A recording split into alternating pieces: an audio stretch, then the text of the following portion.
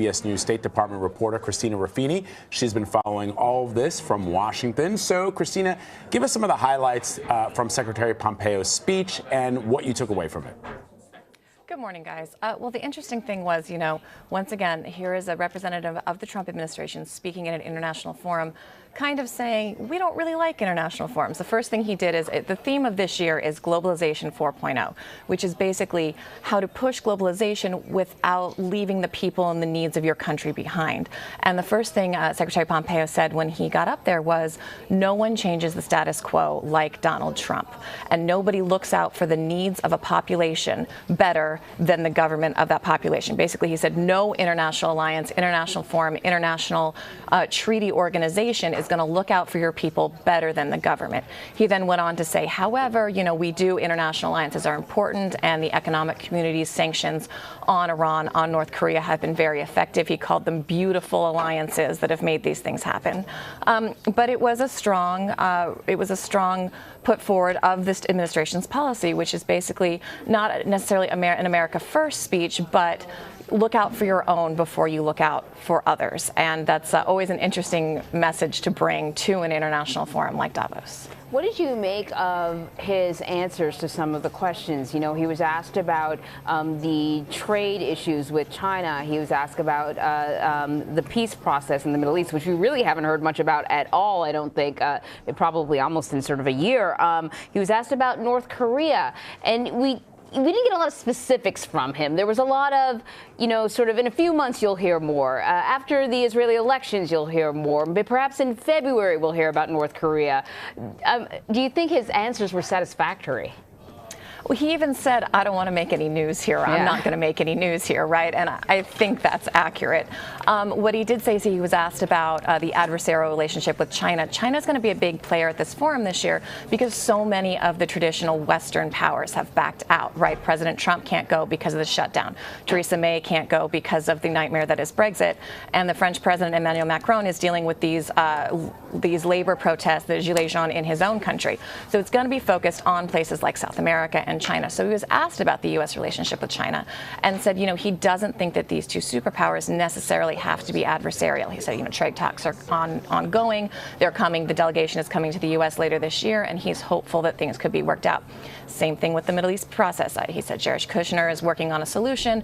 They're still in negotiations. He's hopeful it could be worked out. North Korea, we're in talks. They were here last week. We're hopeful for something in the future. So not a lot of specifics, lots of positive energy, I would say, being pushed out there. But again, no headlines for many of the answers from some very, very good questions, I thought, from the moderator. Indeed. It is interesting, Christina, that we put up that graphic, and we can throw it up again, of the world leaders that are absent from Davos. But I did see two world leaders who do matter.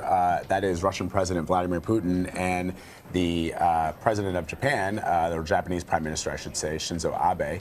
They have a PM. They were there, and I saw right before Pompeo took to that podium that they were speaking.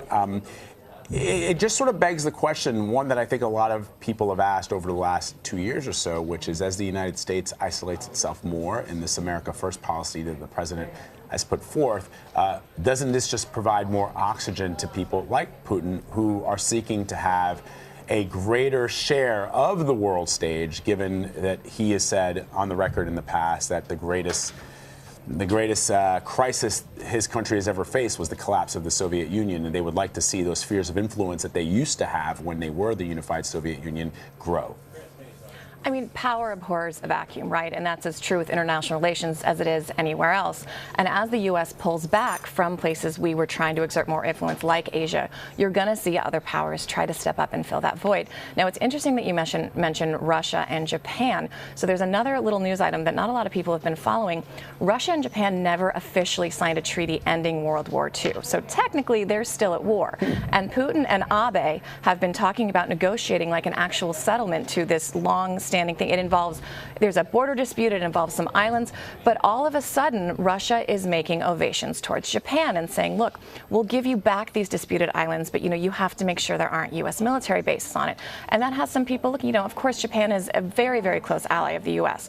So for Russia to make some inroads there would be a hit to our influence in the region. And I think it goes without saying that as we pull back from all these international arrangements, international agreements, someone else is going to step forward to fill that void. This is a decision that the Trump administration has made. They're okay with it. And I'm not saying it's a good thing. I'm not saying it's a bad thing. But other players like China and Russia are stepping up to try to say, hey, we're here. We'll make friends. We have a deal. Let's talk. That is really interesting. Christina, thank you so much. Thank you guys so much.